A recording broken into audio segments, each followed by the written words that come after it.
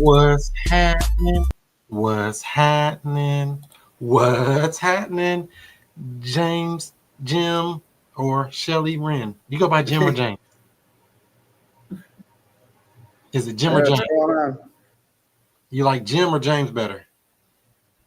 Either one. James is fine. Which one make you feel like you got more money? James. Well, there we go. Why we even trying that other one? Jim sounds like a broke ass. Broke ass Slim Jim. Oh yeah. Right. So you don't want to feel like that. I definitely understand that for sure.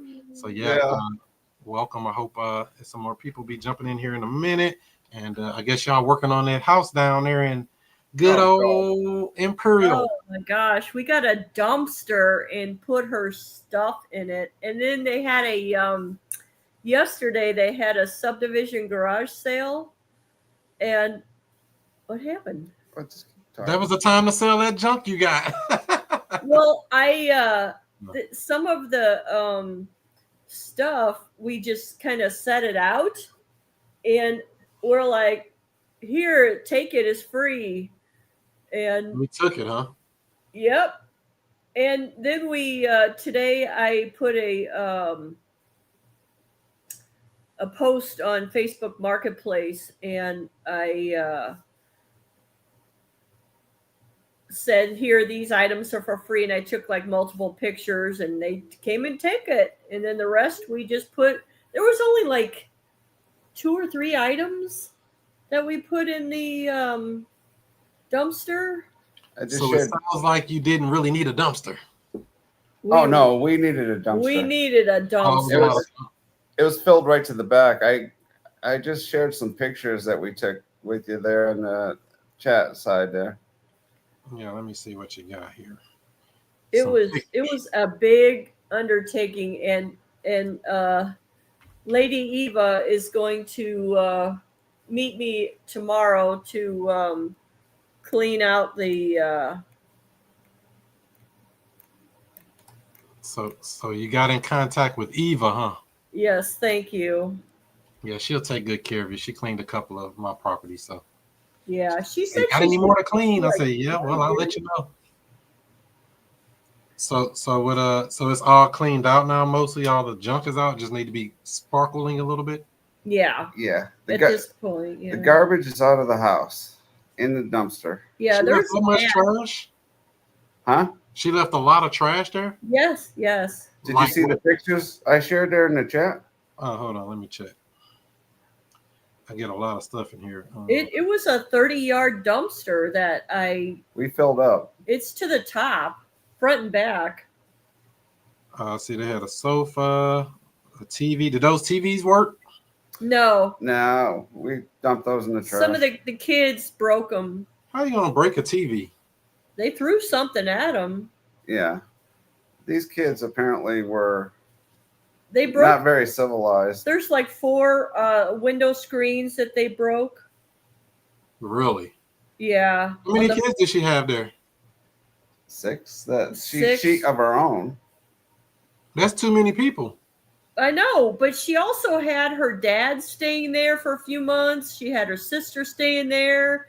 She had a daycare they ran out of the basement. 20 kids of daycare in the basement. She was making that money. I know, and she wasn't giving us any of it.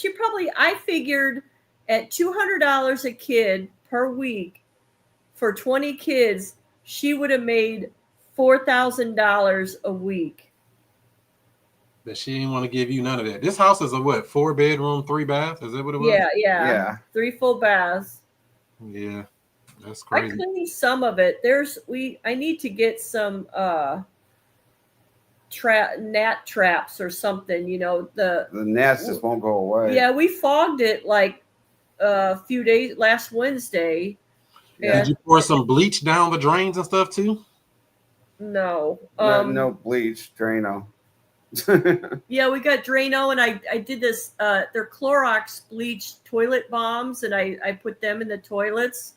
So when I cleaned them, I kind of cleaned partially the place.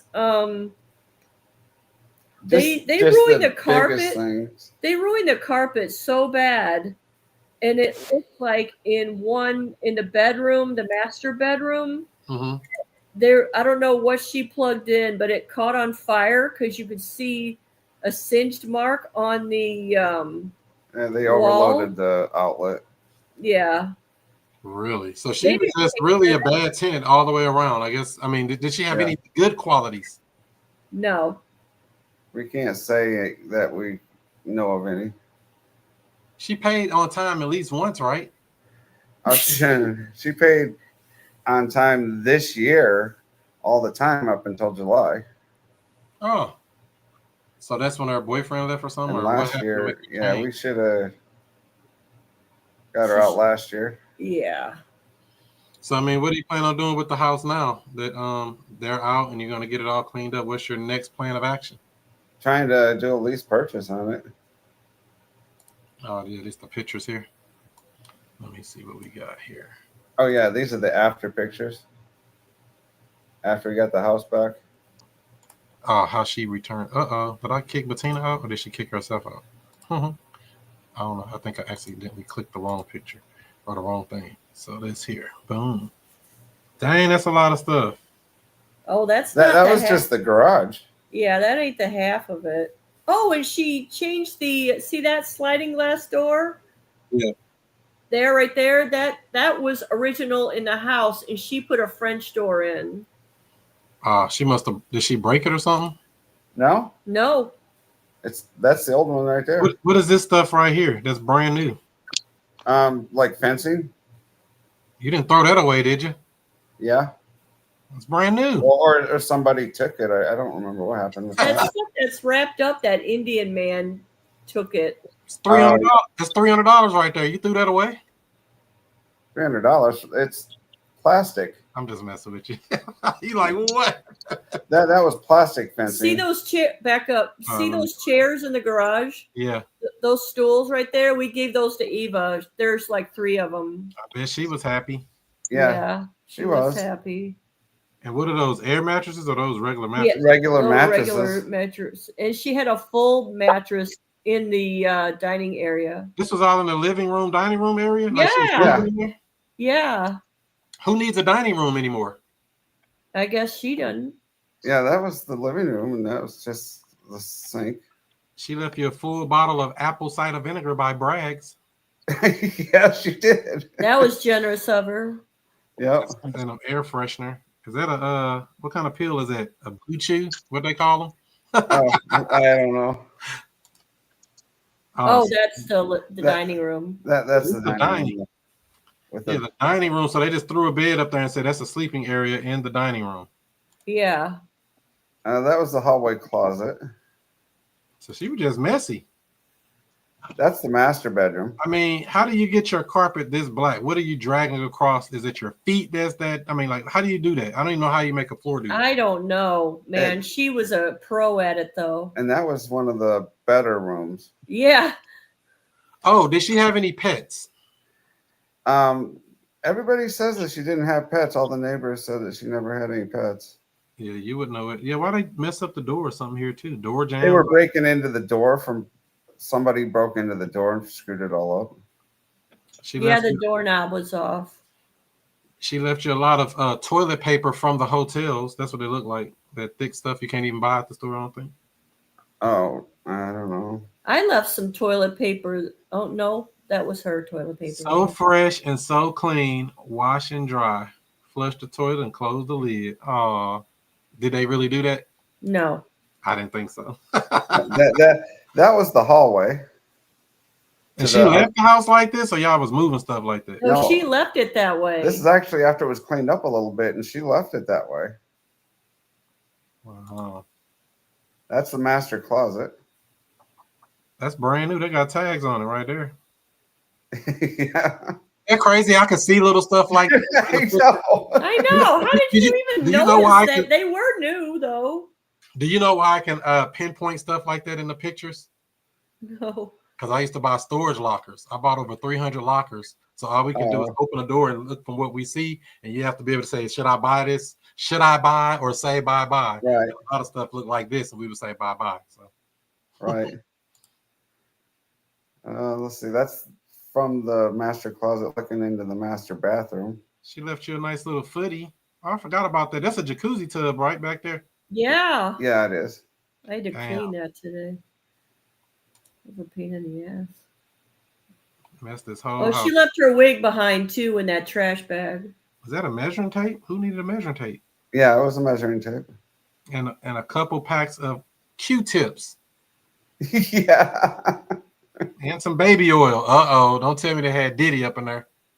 I don't know. I hope not. I think he was in prison the whole time. Yeah, He he's was got locked like up. 50, he's got a short sentence. He was locked up during her whole lease with you guys. Damn. I think so. In the shower. Why they got so much toilet paper everywhere? Just I don't know. I don't know. I have no idea. Oh yeah, there's a shower. They took the shower head too. She did some shaving. Yeah. Is that blood on the floor? What is that stuff? Makeup or something? Yeah. They had coins all over this house. They apparently don't believe in coins. It's probably like $500 worth of coins. Ooh, that's those Halloween orange candies. Can you see them? The Yeah. damn candy There- corn. Candy Yeah, corn. there was Yeah. some. There's That's some in the Betina's favorite. hallway. Bettina loves candy corn. She eating some right now. Candy corn should be thrown in the trash. What? You're supposed to bite the yellow part off of each end, eat that first, and then eat the middle orange part. Mm-hmm. Oh, is that Leave how? the white. I hear if you mix it Oh with yeah. peanuts that it takes. Oh, she did that. They did that in one of the kids' What rooms. is this called? Painting? Yeah, they painted some crap on the wall. So this is what happens if you paint and don't tape and don't line up your edges. Yeah. So And they took the doors off the closet. So they painted all around these everywhere they weren't supposed to paint. And it looks like, is that even really the paint you're supposed to use? No, it's No. not. It's like a rubber-based paint. Wow. And they painted all on the vent cover there. Wow. You can't win. I don't think that was a Looks vent like they was cover. trying to give you Yeah, an it accent wall. Yeah, right there. Or is that an intake? Which one is that right there? That's probably an intake. Yeah. Well, it's got Yeah. paint spots on it. Either way. All the vents in the house are screwed up. They're all crap. Which way, Bettina? Hmm? What was you saying? I said it looked like somebody tried to make an accent wall. They did it. It looks great, doesn't it? No. No, they forgot to line it up. Definitely forgot to line it up. We won't be hiring them for a paint job. And they left a vacuum that apparently they never used. At least they had it. See, they had the potential to vacuum the floor. Yeah. Mm. There's one of the Look at that TVs nice that TV. were on the wall. Yeah, they broke that one. So why would you have a TV that don't work? They was sleeping bare butt on these mattresses. Look how dirty they are. Oh God, I know. Some of them had like apparently they ate a lot of gummy candies and it was stuck on all the mattresses, everything. What was that crusty thing that you took It off was that like top? some sort of sugar or something sugary that stuck It together. looked like a cookie, Yeah, like a Wait, big. how you know it was sugary? because the granules are still in it. Oh, Let And me it see was if I stuck see it. together. I'm finna give Bettina a quiz. Bettina, who is this? I don't know. NBA young boy. Oh my gosh, we're done. Well, I can't hardly see it. I'm on my Yeah, phone. I'm sorry. That's right. That's what that was. NBA young boy. Mm-mm. I'm on my phone. Who is that? Google him. And if you ask, what was that? Oh, that's one of the bedrooms. That's the What is same this on the bedroom. pillows here? Blood? No. I don't know. Just grab they- it with your bare hand. It'll be okay. No, we had gloves. What do they do to the wall there? Is that something on the wall or like Scrape. scrape? They screwed up the walls everywhere. That's the unfinished part. Wow. the Good thing they basement. didn't finish it. Oh, that's they had they had a that blue and white or yellow thing Mhm. right there. I gave that to some lady in the garage sale. It's like a slip and slide thing. No, they was having fun. It's got like a tube in it that had water, and they had a lot of, they had some new stuff. Oh, I got my coworker's gonna buy that, the furniture. I know they are. They better come on and get it. Clean it up and say, here you go, $100. It's actually not in bad shape. It was just tipped over. That's all. Yeah. But it wasn't in bad shape. There's your remote to your TV. There was some car keys on one of the chairs. That's probably the one they repossessed. That rug is good still too. There's a lot of stuff in there still good. Like I said, I bought storage locker, so it looked like junk to the average eye, but I can see the value in it if there was a value in it. Right. Yeah, they got this. They were watching movies down there. There was a movie room, I guess. Yeah. Yeah. So they used the unfinished part of the basement as a theater room. Yeah. Yes. Yeah. They broke the projector, or I mean, they broke the screen. I'm gonna say that's an expensive one, ain't it? That ain't no cheap. They broke it. Was an electric one. Yeah, they broke it. Can't have nothing nice. Nope. Not with that family. Nope. They sure At least they left your water heater here and your furnace. You know, that's the stuff that costs a lot of money too. Yeah. Oh, that's from the daycare. That was the daycare in the basement. I've even dealt with tenants who try to steal your stuff, like, oh, I put a furnace in, or oh, I put a water heater in, I'm taking it with me, all that kind of silly stuff. Yeah. Days of the week, Monday, Tuesday, Wednesday, no Thursday. We got a Friday, Saturday, Sunday. Where's Thursday? It may have fallen onto the floor already. See, they had a nice little daycare going down there. An unauthorized daycare in Jefferson County. What is the punishment? Yeah. And the HOA is not too happy about it. Nope. What you know about some Louisiana hot sauce down there? What you know about that?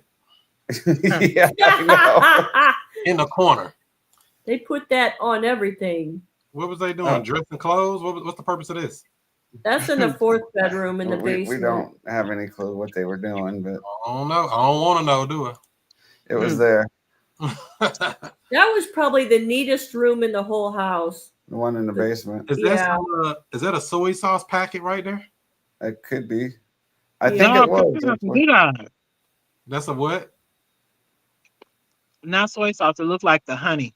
Yeah, with the sweet and sour sauce. I'm sorry, sweet and sour. Yeah, did I say the other one? Well, there was. I noticed some boxes from Raising Cane's chicken fingers. Yeah, we had both around the different rooms. Now, what the hell is this stuff? M&Ms? Dead flies.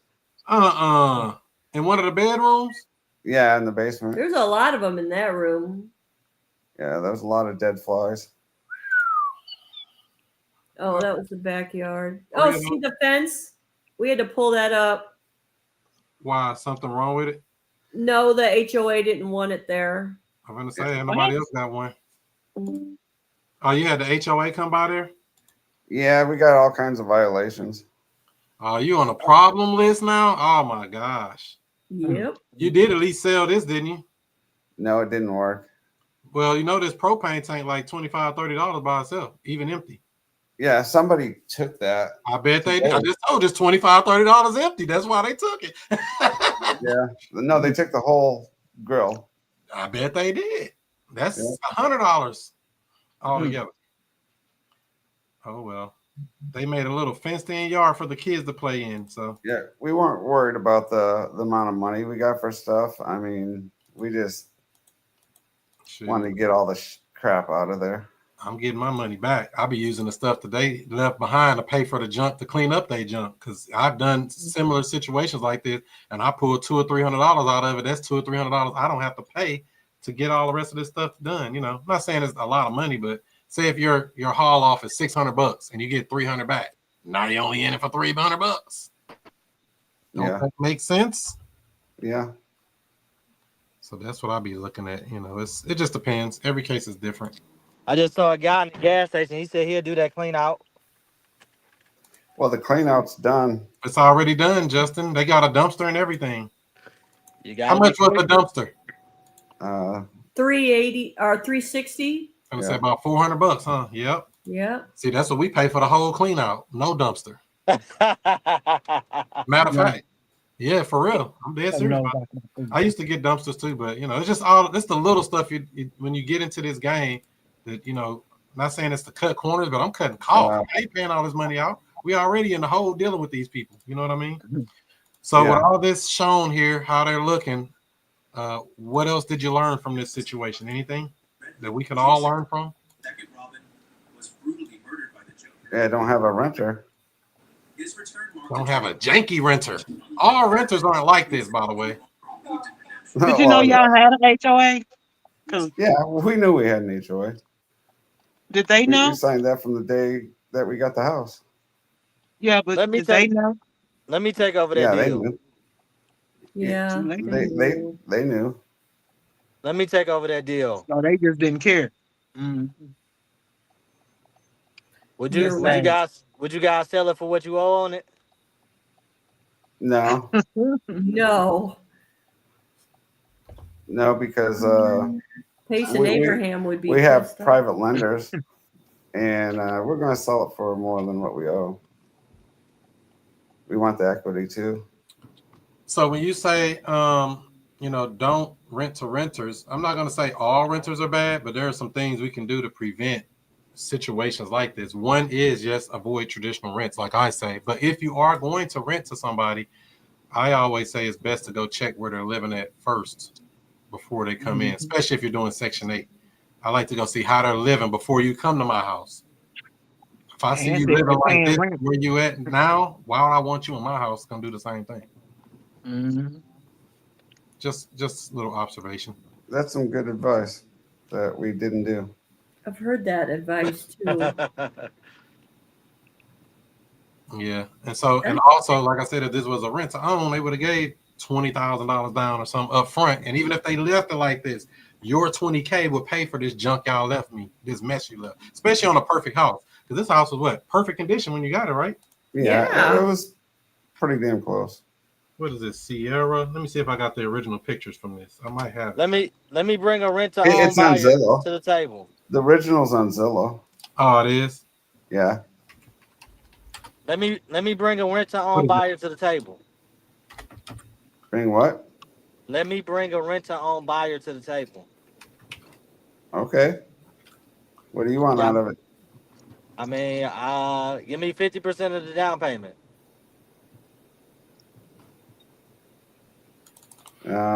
What's the is it 4881?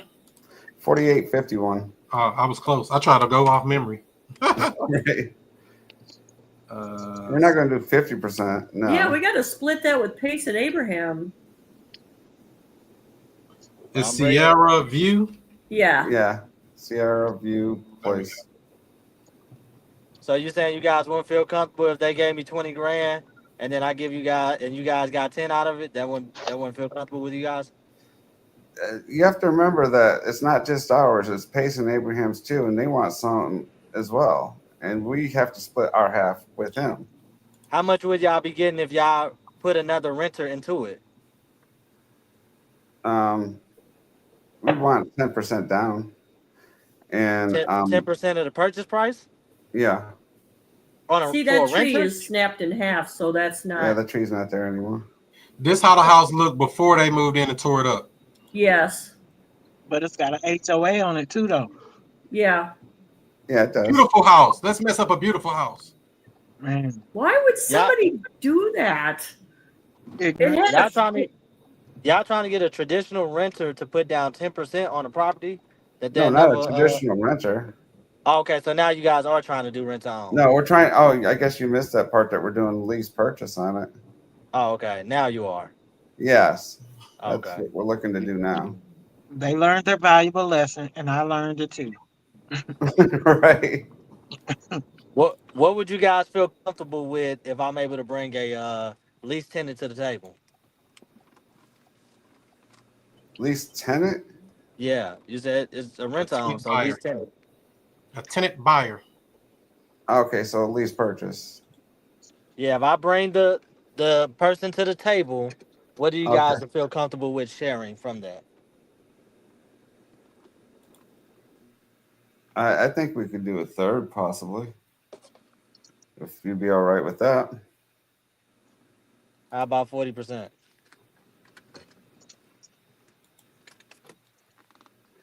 See, out of 100%. How about James? Put your number in the chat, and he'll give you a call after the video here, because y'all going down a long rabbit hole. And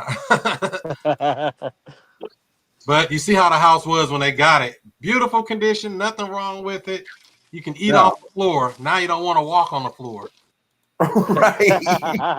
Yeah, because the family fucked up the floor. Oh my gosh. And this is how they made this into the daycare downstairs. This is the open full basement with a bathroom down there. This is basically like a whole apartment downstairs. Pretty much. Beautiful house. Yeah. I would have put, if I'd have kept this house, I'd have got somebody to give me $25,000 to $30,000 down to get into this bad boy. But I didn't want to do it. I was doing too many houses at the time. Right. The only thing it needed at that time was a deck. Up here is supposed to be a deck put in there. Right. But other than that, that house didn't need anything. And it was built in what, like 2022 or something like that? So this house is like 3 years old. Yeah, it is 3 years old. That's Beautiful it. stainless steel appliances. Yeah. That's beautiful. So this, my friends, is what we buy when we talk about buying a house. A pretty house. Move-in ready, don't need no work. And these are perfect candidates to buy creatively and exit creatively. And somebody would love to give something down. Even if they gave $10,000 down, it's better than a regular $2,000 deposit. Anything, you know. Right. 3,000. Any other questions, comments, concerns about this property? Something that they don't want to lose. Any other questions, comments, concerns about this property? Nope. I do have one concern. Sure. Do you know of any good painters in the area? Well, we do, but if you're doing a lease purchase, I wouldn't be spending no money. I would stop spending money yesterday. I would be spending on marketing it. That's about it. I wouldn't be fixing up that house if I was you. I mean, you can do it if you want to, but I know this is a shift of mindset when people think of these properties. They're like, I gotta go fix it up, make it real perfect. You don't necessarily have to. We lost you. I was saying a lot of people. Mm. Are you in two places? Which one you on, Justin? You in double? You got double Justins. Hold on. Everybody's on. Okay, so there. Yeah, I was saying that a lot of times. Yeah, we are. Are we there? Am I there? Am I lose? That's better. Am I good? Am I good? Yeah, Chris, you're good. You're good. Whatever you just. Oh, now you're frozen again. Yeah, I was just saying that typically when we get these properties, we're always thinking, how do I make it perfect? But for a lease purchase, they don't have to be perfect. Right. They could be close to it. I mean, cleaned out is good. I mean, if you cleaned it out already, somebody would love to move into this house and say, I'll clean it up. I'll fix it up. I'll do this. I'll do the paint. Her husband will do the paint. I'm not spending no money on that type of stuff, especially on handyman fixes. I just had that happen to me this week. And what happened, Justin? On that condo, they bring in 10 large. Look at that. On a condo on the north side of St. Louis, right? North side of St. Louis, 10 large. 10 so if you can get 10,000 in the north side of St. Louis, what would you get out in Imperial on a $400,000 plus house? 30 large. You see what I'm saying? Yeah, I'm looking for 40. Well, whatever we can get, it's better than what we get now. You know what I mean? The marketplace is always right. That's the thing too. You know, we want to aim for a big number, but we put it out there and let them tell us what they can do. When we market these rent-to-own properties, we market the price, never how much down and never how much a month. Why is that, Justin? Because we let the marketplace determine how much money they're going to put down towards the down payment. Because you'll be thinking, oh, I'll take $3 grand, $5 grand, something like that. And somebody said, I got 20. Like, whoa, I wasn't even thinking about that. That's why we don't think. We ask questions and learn lessons. Yeah. All right. So cool. That's what I would say for that particular property. Did that answer your question, James? Yeah. Okay. And Justin can plug you in with a painter too. He knows some people. He's pretty well connected. He is. No, we see his reaction there. That's what we're laughing at. Justin knows he's the plug. So yeah. Cool beans. So that's what I would do with that. Start marketing that thing, throw it online already. Even before you start showing it, before it's even ready to show, it would be marketed just to see if there's any interest. Put a sign in the yard, signs in the neighborhood. I know the HOA may not like that, but by the time you found a tenant buyer, it's too late. Oops, my bad. Let me take that sign down. I was nervous about my property because I'm like, it's in the dead smack in the hood. I'm like, it'll look good. Chris is like, stay patient, Justin, stay patient. And they people hit me up. They both work for the post office. They got 10 large. They gave me $2,000 to stop marketing it, and they said they're gonna bring me the other 8 on the 24th. Cha-ching. Come on, my man. Congrats, Justin. Yeah. So Justin out here working the play. I got 8 for another house, and then I got 10 for this condo. So $18,000 within the last 30 days on property that I have no money in. Oh, you didn't go spend a whole bunch of money, get a dumpster, do the painter, do a whole bunch of stuff, and fix a bunch of stuff, and fix on the pipes, and do all of that. You didn't do none of that, Justin? As is. As is where is. I know it's a mindset shift. Now, we can do this stuff to make the house perfect, like I said, if you want to, but I usually say not to do that. Because unless we get a tenant buyer that sees it, and they're like, yeah, I like it if this was that, or something like, hey, if this thing was switched around, or we got a new refrigerator, or if we had a refrigerator at all, because sometimes we get properties without even appliances. If I had a fridge, it would be good. So you telling me if we get a fridge in here, you ready to move forward with this property? What's the fridge? $200, $100, $50 if you know how to find them like I do. So, little stuff like that if the person needs it. But I'm not going to open up that can of worms from the beginning, offering a whole bunch of stuff, spending a whole bunch of money, taking a whole bunch of time on a property that I'm going to lease purchase anyway. Make sense? Should I just tell Ava we don't need her to clean? She can still clean it up. It ain't gonna hurt her to clean it. I'm saying a bunch of fixing and painting and stuff. There's nothing wrong with painting it up and making it kind of presentable. But it's when it's like spending a whole bunch of money on, like, you got to have a threshold. Like, you don't want to be like, oh, I'm $2,000 deep in getting this house ready. You might not get, you just wasted $2,000 because say you go in there and paint it and they say they don't even like that color. No, they're doing another color. You just wasted all that money. The people who just hit me up, they said they was going to go ahead and buy the paint and get it done. They said they want to do browns. I'm like, I don't care what color you do. As long as you pay, you can stay. I like the paint that's in there, but if they're gonna do brown, that's their thing. And that's the game we play. What's going on, Antonio? You got some books back there. You've been reading, huh? Yeah, that's all I do, man. That's all I do. All right. So since you got a nice library there, can you give us one quality book you would recommend to quality entrepreneurs or future quality entrepreneurs? One quality book. I don't know if you guys can see that. Thou shall prosper. Thou shall prosper. The 10 Commandments to making money. Okay. Yeah. So I met Justin, just to introduce myself. I met Justin last weekend at an event that I spoke at out in Arizona. He shared information with me about the group. I was interested.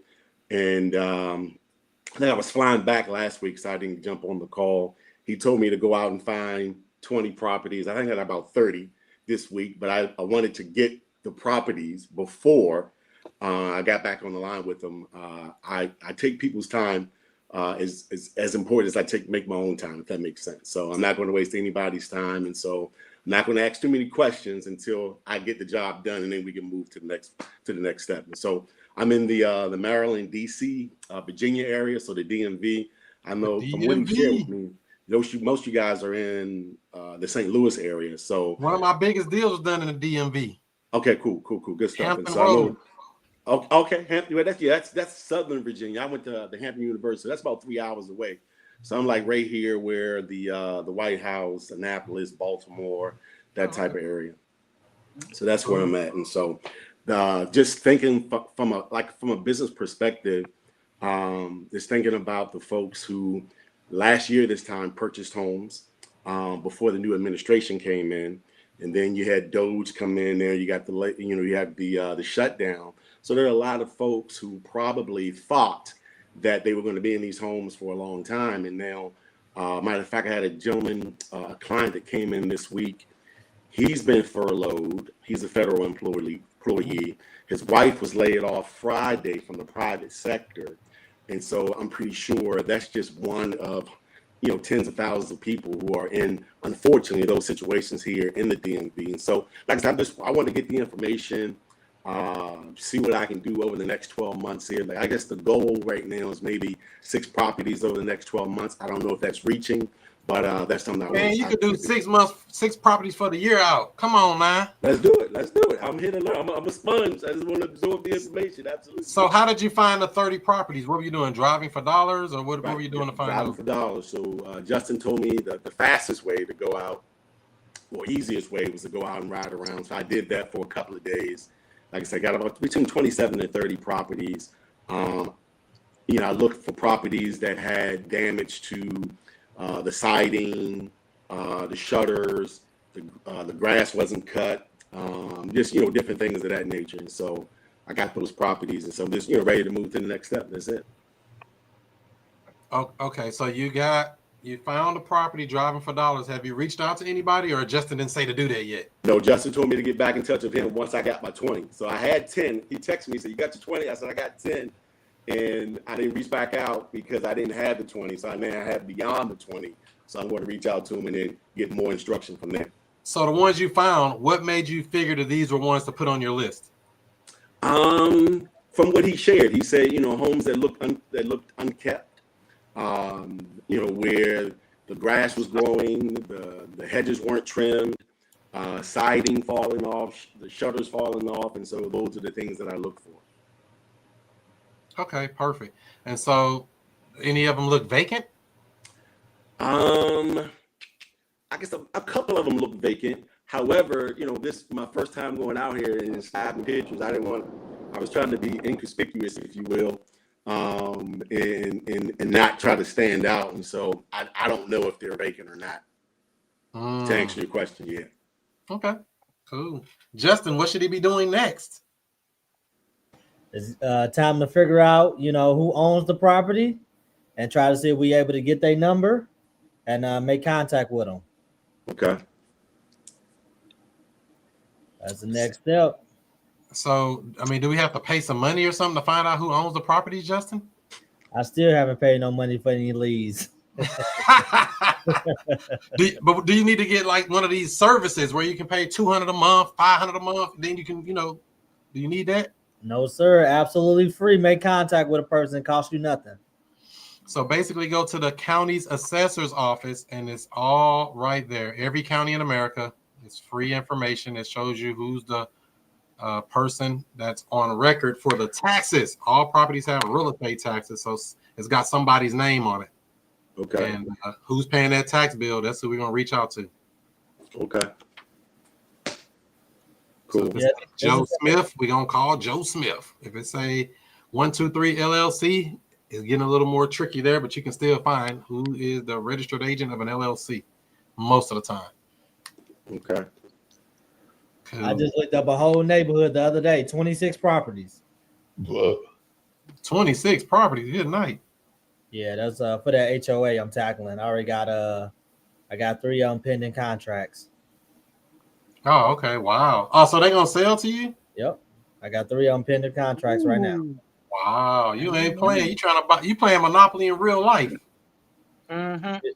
What's interesting too about one of the properties, I don't know why, but big investors have bought an apartment in this apartment complex, and I don't know why they haven't tried to buy everything, but I don't know.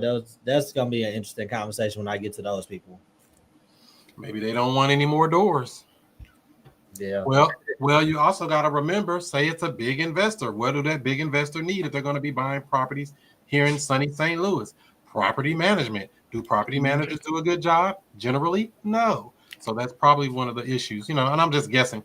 I just know that whenever you're talking about renting and things like that, you have to have some quality property management. If they're not on board what I'm on board with, we're gonna use that HOA to put a lien on their property and take over. Dang, gangster.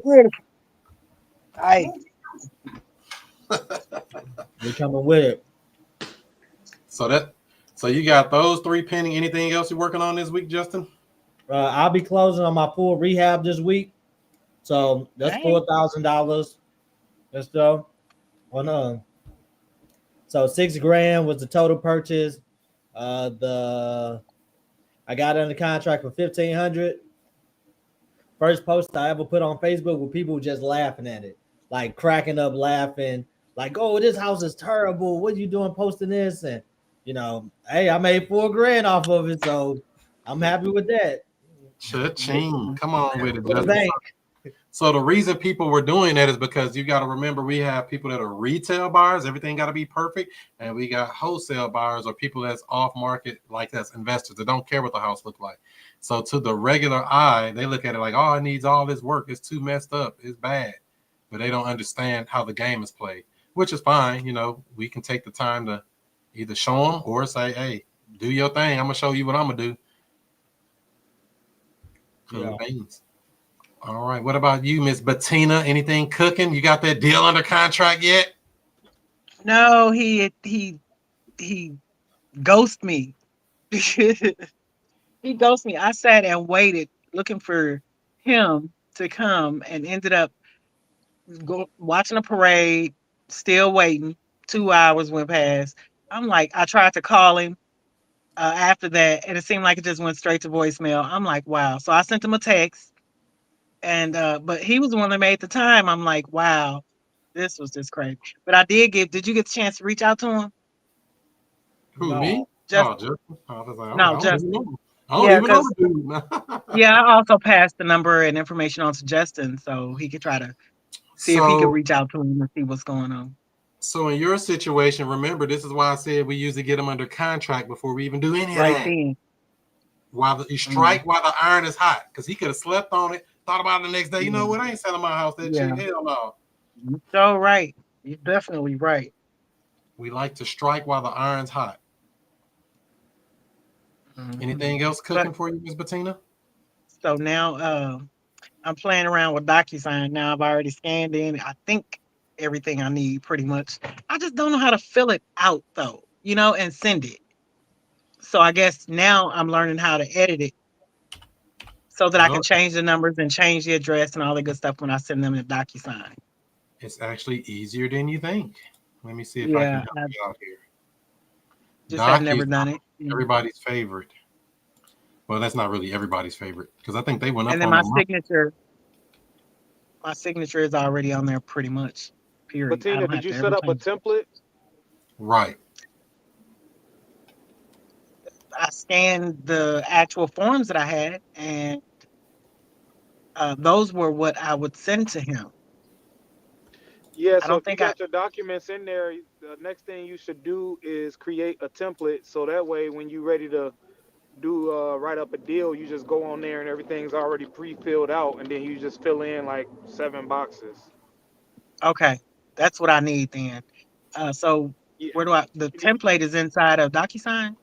Yeah, you go back into DocuSign and then click on like create a template or whatever it is, and then just pre-fill out your agreement as much as you can. So if you can see how this contract is already, everything in blue is stuff that's editable. It's already updated inside of here, and all we're doing is changing whatever we need to do to make it, fit the closing date or fit whatever we need. So once you have a template, it's already set up where they can initial, you can initial. So anything green is for me, anything blue is for them. Okay. I got the same thing. So once you have your template set up like that, you can just go in and add this person. I got to follow up with this person too because I don't know what's going on with them. I know they were doing a probate or something because I stopped their auction for them too at the last minute. Then they act like they don't know, but you know how people do.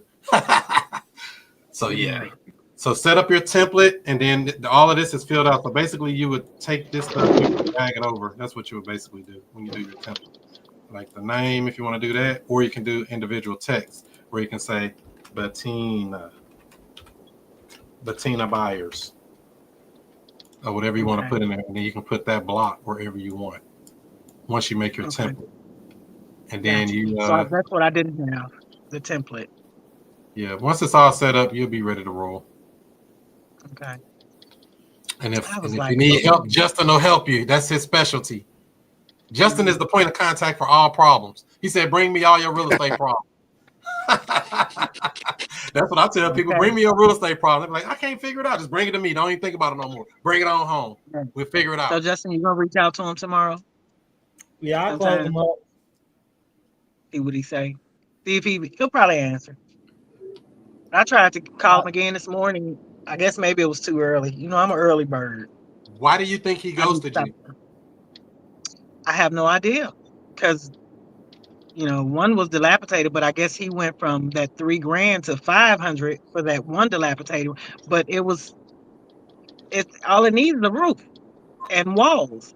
You know, plumbing and electrical, of course. Roof and walls, so that means it's been exposed to the elements, and that don't mean it's good. It needs way more than the roof and walls.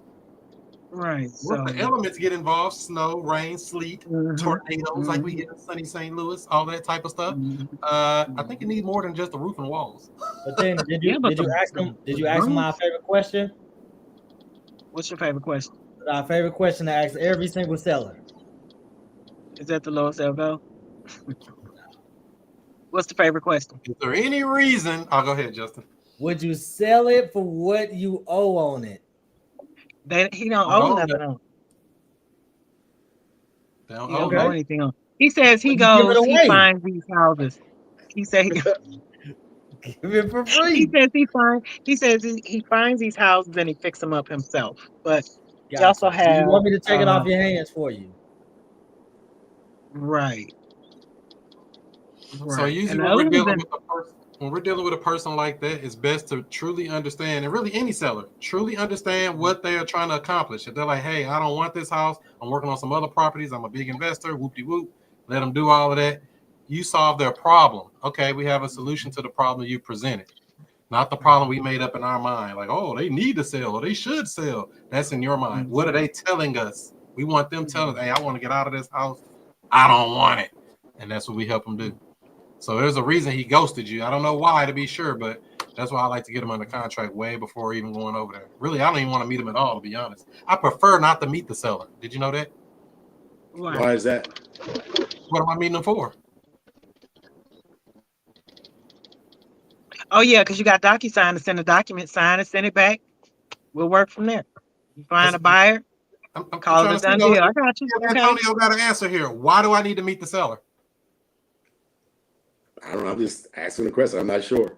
There's absolutely no reason to meet them, to be honest, unless you just want to go meet them, because real estate breathes through paperwork. That's all it is. It don't need me to meet them. I've bought a lot of houses from people I've never met. Sold a lot of houses to people I've never met. Yeah, forget meeting people, man. It's just a waste of time for real. Oh, wow. Okay. Now, there are situations where it is better to meet them. I mean, I'm not gonna default, throw myself into trying to go do work and meet somebody. Okay. You know what I mean? Sometimes you can close them right there on the phone, or via email, or via text message, or whatever other way you're doing it. I like to do it through a conversation because I want to make sure I get all of my questions answered to make sure we don't get ghosted later. Right. You know, I like to really understand them fully, and that's harder to do that through email, text. Plus, I can feel their pain compared to everybody else. Is that what, Shelly? So we look so pasty. Yeah. Oh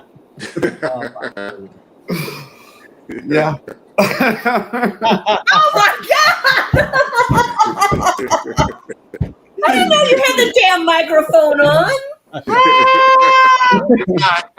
I was just sitting here looking at everybody else going, oh my God. All this coffee and a little bit of cream, that's all. It still tastes good, right?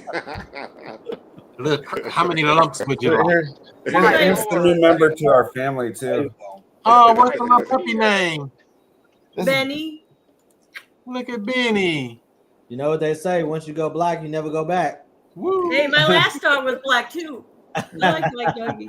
Where's our other dog? He's my buddy. Cool. Now you got a nice little puppy to cuddle it every day. But yeah, that's the thing, Antonio. I mean, I'm not saying not to ever meet people, but don't go out of your way to find a reason to go meet somebody. I don't really need to meet them. Okay. So my background has been sales for the most part of my life. So I guess I'm thinking from a sales perspective, I need to be in front of them for this transaction. However, I understand, I guess all facets of business are different. They're not conducted the same. So I'm just, again, a sponge, a newbie gathering information, and I'm just giving my marching orders. I'll take it and move from there. That's it. I'm not gonna fight you guys with something that's already working, Yeah, and so it's prior to the pandemic, I was already doing so-called virtual deals, doing it through DocuSign, never meeting people. After the pandemic, a lot more people started doing it that way. I was like, why y'all going to meet these people? Matter of fact, my first 3 deals, I never met those people. No, my first 2 deals, I never met those people. Still to this day, if I saw them in the grocery store, I wouldn't even know them. No. One dude called me from a bandit sign, similar to that. That one just said we buy houses back in the day. He called from a bandit sign. I talked to him, got a deal done, put him under contract via DocuSign. He left the key in the mailbox of the property. I never met the dude. Really? Because we're going through a title company. The title company going to run the play. They're going to check his ID to make sure he's the owner, all that documentation. The title company or your escrow, depending on what they have in your state. Or y'all might have attorneys. I don't know. Y'all have both in Virginia, right? I reside in Maryland, but I'm in that tri-state area of Maryland, DC, and Virginia. So I'm just including there's more properties for me to purchase, if you will. So I'm pretty sure the laws are different from each state and then the District of Columbia as well. So wherever market you're going to be dealing in, make sure to get you a title company, a good investor-friendly title company. But Justin will get you more on that when he gets you down to that rabbit hole. But it's inevitable. They're the one that's going to really run the paperwork portion of this deal. All we're doing is that purchase contract you just saw me put up. That's going to give us what's called equitable interest. Now we control the property once we're under contract, meaning we have an offer, an acceptance, and consideration. That's what's on that contract. An offer, the price, the acceptance, they signed to say they accepted it, and the consideration, which is the EMD, or earnest money deposit. Once we have those 3 elements, we have a legally binding contract, and now we're under contract. And that's what we're going to send to the title company. They're going to do their title report, their title search, and any kind of liens or anything or problems with the property's title, it'll show up. If nothing and is ready to go, they're going to transfer it to the end buyer, which is who you're going to find when you assign this deal to somebody else, unless you are the end buyer and you're buying the property. Okay. Are you planning on wholesaling or actually buying yourself? I want to do a mixture of both. That makes sense. That's the smart way to do it. I like to be like a quarterback. Survey the field. Who I'm going to throw it to? We're going to throw it short. We're going to throw it long. We're going to do a handoff. You got to think about what play is the defense giving me. And that's what we're doing in real estate, the same thing. Okay. No. Some deals have a lot of equity, like the ones Justin found free and clear. He can, get them for little or nothing and make a deal out of them. Some of them have no equity, like some of the deals we buy creatively. They owe $300,000 and it's worth $300,000. Most people run away from that because they can't make any money on it. But we can make money on little to no equity deals because we understand creative financing, getting down the rabbit hole of that. Okay. Cool. So there you go. Yeah, one thing I had to really adjust my mind to, being a salesperson, always selling, presenting, closing, negotiating. And this particular thing is different because you're the buyer. You're presenting as the buyer. You are the buyer in a lot of cases, but you are the buyer. So the conversation is, why should you sell me your home? It's not me selling them. They should be selling me on buying their home. Okay. And it definitely was a mind shift thing, where I'm not trying to, qualify and all of these different things like the traditional sale. Is them, me asking the right questions, getting their goals. And I've seen a lot of people where they drop the ball because I can do this with the property, and they have in their mind what they can do with someone else's home, opposed to that person articulating to them that, hey, I don't want to take payments over time. I want all of my money. Right. So they've given you their goal. It's up to you to figure it out and see what you are able to do as an investor to say, okay, they want $100,000 for their house. It doesn't look like it's enough room. Would you take 75? Yeah, I'll take 75. And then you go market it at 100. At 100. Okay, Yeah. I'm picking up what you guys are putting down so far. So you say you were sales. What kind of sales were you doing? So my first sales job, I was 14 years old. I was selling newspaper subscriptions from door to door. At 14, I was making about $500 a week at 14 years old. Went into the Navy, got stationed down in Norfolk, Virginia. Went to Hampton University. My major was business finance. So I went to Hampton for a trimester. I tried, didn't finish college. I'm an advocate of education, but just didn't work. I do better with the creative side of my brain than I do the analytical side, if that makes sense.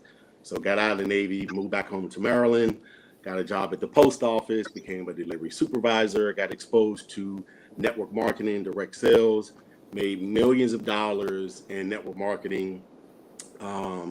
I've been on the corporate side as well. I've grown organizations upwards of 60,000 people. Got involved with life insurance or financial services. Did very well there as well. However, for me, I just got to a point. It's like trying to motivate and inspire people. It will be easier trying to herd cats, if that makes sense, right? And so my thing is, if I tell you I'm going to do something, I'm going to do it. I don't need any outside inspiration, motivation, but a lot of folks need that, unfortunately. So at a place now where I know what I can do, I just want to get kind of depend on the system and depend on myself to go out and get things done, if that makes sense, versus an organization or a team. Yeah, it makes perfect sense. So basically, it sounds like you're probably good at sales, but you was in the wrong vehicle. Right. Right. If you use your sales skills for something like this real estate play, which is usually the largest purchase in somebody's life, that's a game changer. Absolutely. Bam. Boom, bop, Absolutely. blam. So, yep, we got it. I So, think yeah. he's gonna do very well. Get him, Justin. Yep. I appreciate the brother. I appreciate very it. well. I appreciate you guys as well. Art, are you still driving? I am. I'm pulling up to the house now. Oh, okay. I was just going to ask you, were you working on anything this week? Anything juicy we should know about? Just my current deals under contract. Nothing new. Haven't had much time to do much marketing.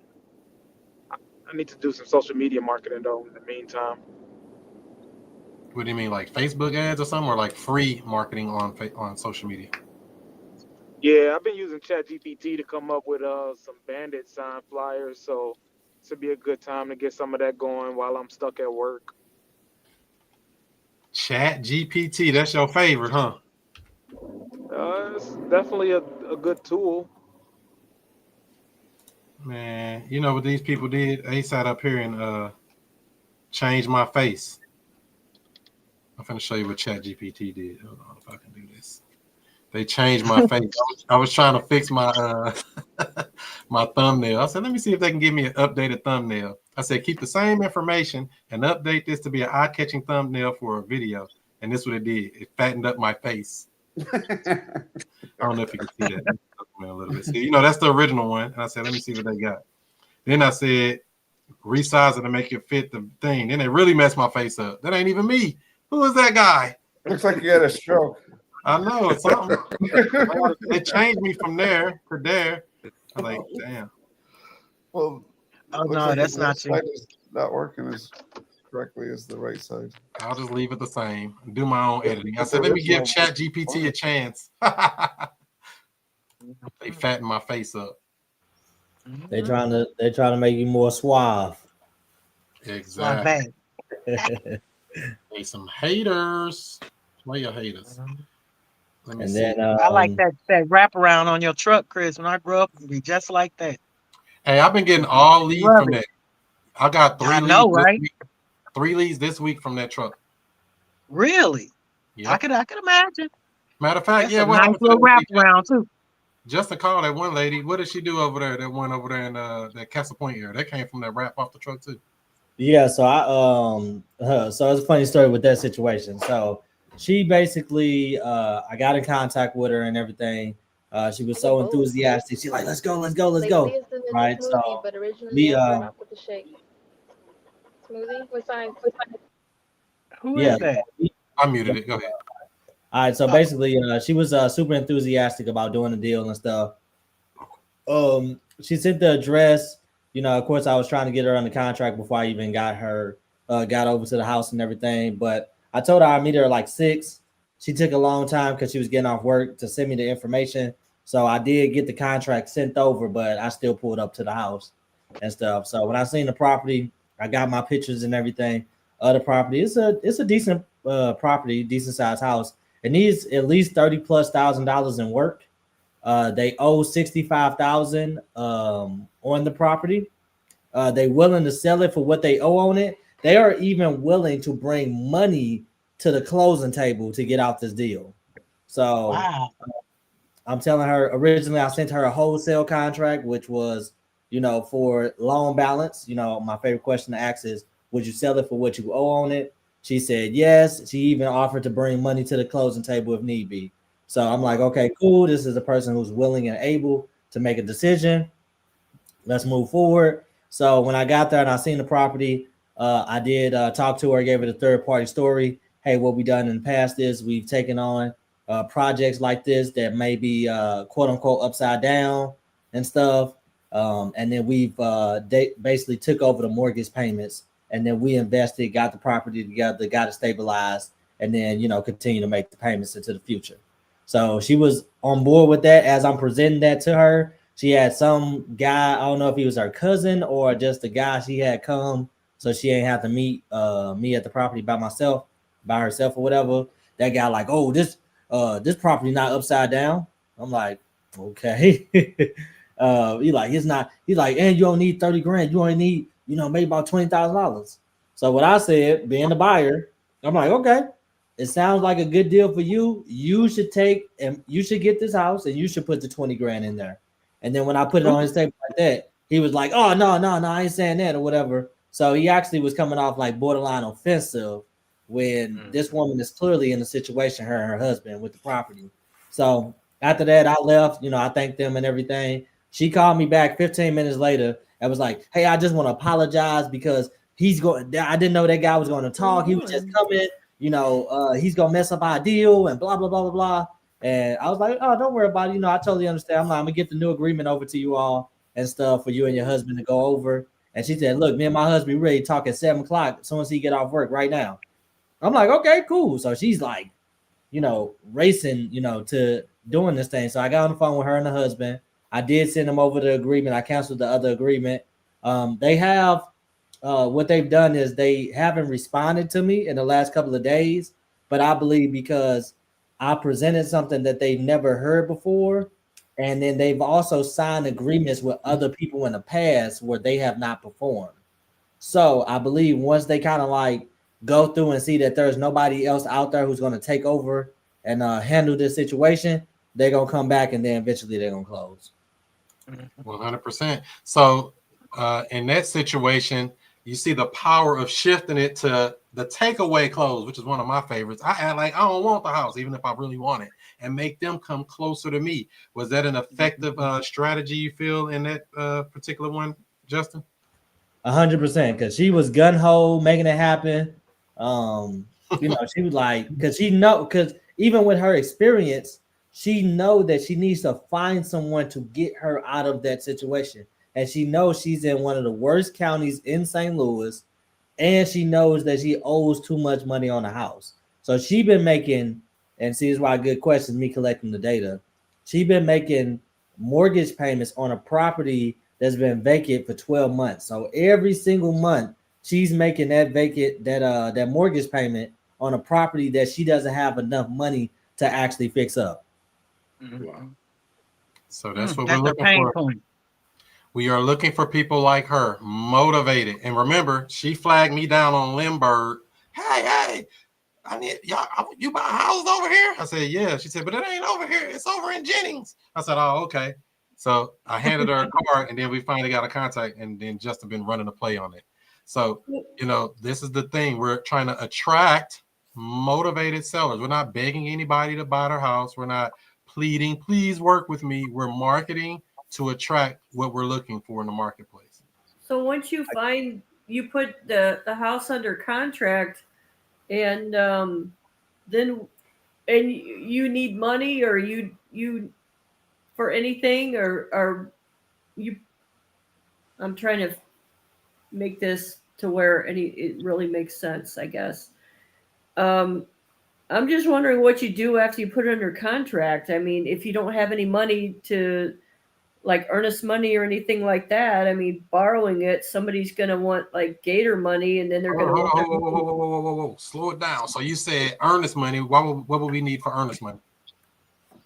Well, they're going to want a lot of times they want money down, don't they? Never. I've never given any. Never. I've never done that, Shelly. Never. NEVER. Never. That is I don't want to say it's a myth, but in my mind it is a myth because I've never done it. That stuff that people say, oh, I'm gonna give them 20,000 down on EMD and all that. I ain't never did that. This is a motivated seller we're talking about. You gotta remember we're talking about a motivated seller. We're not talking about somebody that's know everything like us, that's in the game, learning all the stuff, reading all the books, doing all the study. So then what do you do with the house? Huh? So then what do you do with the house? Whatever exit strategy we decide to do with the house, whether we're going to buy it ourselves or whether we assign it to somebody else. You can do whatever you want when you got control of the deal. But I want to get back to making sure don't ever let that stop you from doing a deal. Talking about, oh, we got to get earnest money and all of that. No. But if you buy it yourself, what are you going to do with it? I mean, how do you know that you're going to find somebody that wants it? Depends. That's why we have a contract. We market it. There's a house shortage anyway. Yes, somebody's going to want that. Period. I guess we're afraid that nobody's going to want our house. Okay, let's walk that path. Walk with me here because I don't want to make this too fast because I know I'll be talking fast sometime. Let's just say you put it under contract and you don't find somebody. What happens? Falls through. What happened? It falls through. You cancel the contract. What are we talking about here? If we put it under contract and for some reason we don't want to close, say 10 days, 20 days, whatever we put on our contract, inspection period goes by, we're like, you know what? I don't think this is a good deal. We're going to have to cancel. We cancel it. What do we do wrong here? Where do we lose at? That woman has been under contract with multiple people who have not performed. As wholesalers, we don't have no risk. We just market the property and see what the marketplace says, and then we can exit if we can't find anyone. I guess in a sense, though, I'm worried about if we don't fix up our house that we have, that nobody's going to want it. That's an unnecessary worry. You have a beautiful house in a beautiful neighborhood. This is a neighborhood, not a hood. A neighborhood you have a house in. People want to live in neighborhoods. Show them my condo, Chris. If I got the pictures. Well, that's a very nice house too, Shelly. I wouldn't even worry about that. You're on the wrong page, girl. You got to go. You got the golden ticket. That's not how it looks now. Did you see the recent carpet, pictures? Yeah, the walls need to be painted. They don't care about that. They don't care. People. Okay, so now we're on another conversation. We're talking about a tenant buyer now, right? The mindset of a tenant buyer. Let's break it down so everybody can fully understand this.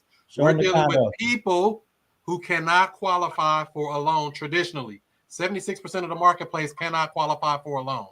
Now, who are these people who cannot qualify for a loan? That can be a business owner. Maybe they haven't filed taxes in a few years. Maybe they make a lot of money cash and they're not reporting on the W-2s, etc. Maybe they don't have the debt to income ratio. Maybe their credit score is not high enough. Whole bunch of reasons that can disqualify you for a loan. All of that stuff means nothing to us because they're not qualifying for a loan. They're qualifying through us, the owner of the property.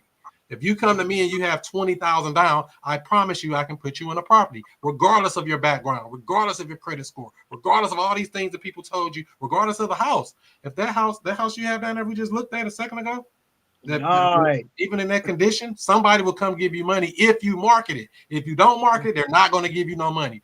Period. You got to market it. No other way around. Market it. I dare you. Market it and see what happens. We marketed it before and nobody wanted to buy it. There's like only two reasons something won't sell. What are they, Bettina? Hold on. I was getting ready to ask her something. Daggone it. Okay, just tell me. I was getting ready to tell her something, but ask me the question again. There's only two reasons their property didn't sell when they did it before. What are those reasons? Well, it's possible it was too high. It was possible that the price was too high. What other reason could it be? Or they didn't marketed properly. Or the marketing sucks. That's it. That's only 2 reasons that house didn't go. And I don't know which one it was in your situation because I don't know how you marketed it and I don't know what price you put on it. If the price is right and the marketing is good, anything will sell. Anything. He marketed it. Yeah. Was the price good? At that time, yeah, it was much cheaper. What did the tenant buyers that you found tell you about the house? What feedback did you get? Nobody contacted us. That was the problem. And how did you market it then? Let's go that path. Well, Zillow, social media, even as far as Craigslist and everything I could think to put it on, Instagram. But you said lease purchase, and people don't know what that is, and then they start laughing at you, and other That's people all right. are going, That's all "Hey, that house is too good to be in this situation," and all this stuff. But we don't care what they say. We're looking for that one person who got that money. So We've you got got a guy- Haters gonna, like Chris just said, haters gonna hate. But somebody's gonna come up with that money. You best believe that, because that's a very nice house, if you ask me. Very It nice is a house. nice house. It's a beautiful. Even though it's got its little trials and tribulations from this last tenant. Tenant buyers don't care. They'll do what they do. So I here's had the one thing. person contact me now that I remember is but they didn't want to put on a down payment, and I'm like, So they can get off my phone. Whack them. Move on. Ain't no big deal. That I part. did. So I know. here's the thing too. Right now, all this time since she moved out, this week that went by, maybe 2 weeks, however time she been out, it should have been getting marketed already. There's no reason that property shouldn't be up and marketed right now. All this is wasted time, dead time that you never get back in history. So what they need to do, Chris, before they lay your head on that pillow, post that bad boy back on Zillow tonight. And they need to get them signs up. If With they the ain't old got no pictures. calls, they definitely probably don't got signs up because you're going to get calls with them signs. Post it with the old pictures. Exactly. Mhm. Yeah. I mean, you literally can start marketing it. And like Art said, you have to get signage too in the yard, in the neighborhood. Somebody will call you. I'm telling you, if you market that property, somebody will buy that thing. I think the market, I mean, I'm not saying your marketing was good or bad because I didn't see it, but I'm going to tell you, there's only 2 reasons the house didn't sell. The price was too high or the marketing sucked. It's one of those 2. There's no other reason that house wouldn't go, especially that beautiful house that was moving in ready. I was ready to move in that house. What you talking about? Nobody wanted. Well, what did it say on Zillow? That's the way it was marketed last. Would have been what we put on Zillow there. Well, maybe the verbiage could have been better. You know, you guys articulate the message of, hey, this is an opportunity. I'm going to look it up. I don't remember what I put on there. So here I'm going to help you. So when we say the price is too high, we all understand that the price got to be where the people think the value is. Price is made up. But if it's a price that people want to pay, they'll pay it. If it's too high, they'll run away. Then the marketing. When we're talking about marketing, we're talking about pictures. We're talking about a beautiful full video walkthrough of the property. Somebody that may not even be in St. Louis yet might take that property. It'll send you the money before they get here. Ask me how I know, because they've done it before. We're thinking, we're thinking versus marketing. I don't want to think. I just want to make sure enough people see the thing I want to sell and let them tell me what they're willing to do. If we put it in our mind like, oh, well, ain't nobody gonna get it. Whether you think you can or whether you think you can't, either way, you're correct. So I always think I can. Oh, there's nothing on there. Put I think I can in the universe, and you can. Be like that little train. That part. I was marketing the condo for about 3.5 weeks. I was getting nervous that I wasn't gonna find no one. I took maybe about 100 calls on that property. And I got 2 people who work at the post office, and they're bringing $10,000 on a condo in the hood. So I know you get at least 10 grand from somebody. At least 10 grand on the worst day. Oh wait, and income tax season getting ready to come up too. So matter of fact, with that house, put it out there. A $400,000 house, nobody should even get the keys for under 10,000. Really, under 20,000 to be honest. But I would work with them. If somebody dropped 10 in your situation, I would rather gather 10 than me spend 10 trying to fix it up and make it perfect for somebody. Non-refundable. Right. Non-refundable. So that's the game we play there. Market that thing. There's no reason it ain't marketed already. The day she moved out, matter of fact, almost before she moved out, the day I got the keys back to that property, the marketing began that day. Even if it ain't prepared to show yet. I'm screening and collecting tenant buyer information. Hey, you looking for a rent to own home? We have one. It's a 4-bedroom, 3-bath. How soon you looking to get into a place? How much do you have to put towards a down payment? These are the basic questions we want to know about these people. And every once in a while, you get somebody say, "Hey, I need a 4-bedroom. I got me and my grandbabies with me. I got a little money saved up." And there you go. All you need is one. Or furnish it yourself and put it on there as a midterm rental, like I said before. So that's totally up to you if you want to work that hard. So hopefully that helps you out a little bit. Marketing. I have a tenant buyer by Friday. Would that work with the HOA though? Midterm rental? It don't matter. Really? You get the bylaws of the HOA. So when you think HOA, first thing you think, what are their bylaws? Get a copy of it. Don't say, "Oh, the HOA won't let you do that. Oh, this won't let you." Don't think. Get the paperwork and see what it say. Always go off the paperwork. The paperwork makes the paperwork. I am a HOA. Right. Just to say he is the HOA. He is. It's gonna be HOA. The Homeowners Association. Don't overthink this stuff. Look and see what it says. We're not breaking the rules, but we're definitely going to walk the tightrope line. We're not breaking no rules, though. It might say 30-day minimum. It might say 6-month minimum. It might say 1-year minimum. You just put it out for 1 year. What we talking about? We talking about something that don't even matter. It ain't that deep. Once you get on their bad list, that's another story. You got to fight that fight. Like you said, they already, came in and said it's some violations. So that's a whole nother battle right there on its own. Yeah, but I think that we were talking to the neighbors, and because when we got the email from the HOA, they said, we mentioned a 20-kid daycare center, and all the HOA violation, it said 20-kid daycare center was being run on the property, and the fence the fence wasn't approved by the HOA, and it's like, we didn't even put that up. We didn't know. Your tenants did it. You're responsible for your tenants. That's the thing about having a tenant. They get that violation. I mean, all these things were stuff we didn't even have a clue, but it was, to me, it was our fault for not checking on the property multiple times like we should have. Remember, we just said that property management, especially if you're doing traditional rentals, you got to have good property management. Somebody got to care for the baby. Have y'all read the bylaws of the HOA? Yeah, we know all about, or at least I do anyway. Yeah, you do. I read it from top to bottom. Well, if you know it, she could just ask. So what stops you from renting it out as a midterm rental?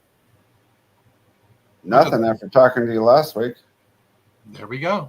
See, but you see the difference from what I said versus us thinking. All HOAs, homeowners associations, have different rules. We don't know them. We have to see what the rule is so we can know what we can or cannot do. Well, their main rule is they want to make sure it's at least a yearly lease.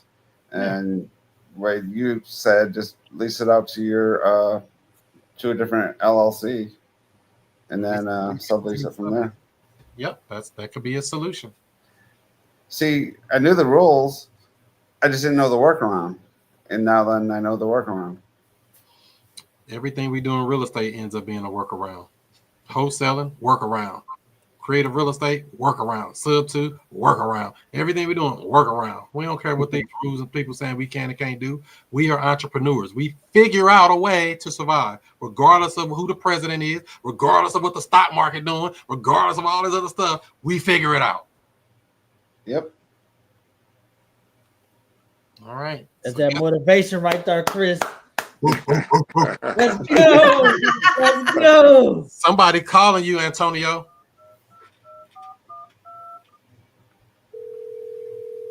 We need to list that property. Somebody calling you, Antonio. You're supposed to say hello, Antonio. Oh, hello. Hey, I saw you had left a note on my door saying something about you want to buy my house. Yes, sir. Are you still interested in selling? I don't have a for sale sign in my yard. I was trying to figure what made you knock on my door. I went to the assessment office and it says that you are a few thousand behind in your taxes. Oh, yeah, we're going to take care of it. I appreciate it, though. Okay. Well, if you have any issues or if other issues arise and you can't take care of that, would you promise to give me a return call so I can help you out? A promise? No, I wouldn't do that because I don't even know who you are. Well, I'm the guy that solves problems with folks who are in situations like yourself. Like that. Well, I mean, I was thinking about listing it with an agent to see what I can get. What do you think I can get for it if I was to sell it? I'm not sure, but would you be willing to sell it for what you owe on it? Oh no, I wouldn't dare do that. Heck no.